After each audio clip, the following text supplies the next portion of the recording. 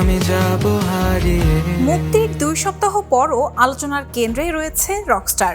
গল্প, সঙ্গীত ও তারকাখচিত উপস্থিতির পাশাপাশি সিনেমাটির সবচেয়ে প্রশংসিত দিক হয়ে উঠেছে এর ভিজুয়াল গ্র্যান্ডিয়র।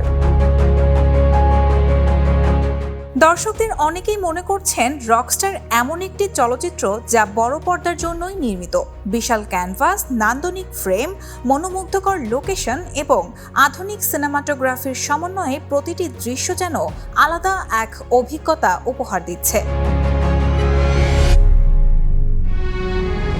সামাজিক যোগাযোগ মাধ্যমেও সিনেমাটির ভিজুয়াল ভাষা নিয়ে চলছে ব্যাপক আলোচনা। অনেক দর্শকের মতে মোবাইল বা ছোট পর্দায় নয়, রকস্টারের প্রকৃত সৌন্দর্য উপভোগ করা যায় শুধুমাত্র সিনেমা হলে।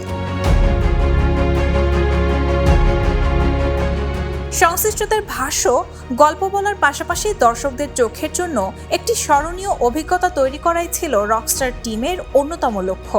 দর্শকদের ইতিবাচক প্রতিক্রিয়ার সেই প্রচেষ্টার সফল প্রতিফলন দেখা যাচ্ছে।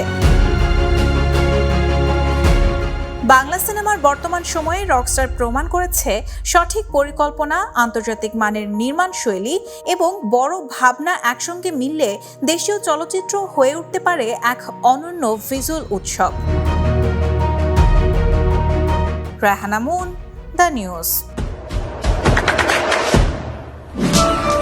দেশে দেশে সবার সাথে দ্য নিউজ।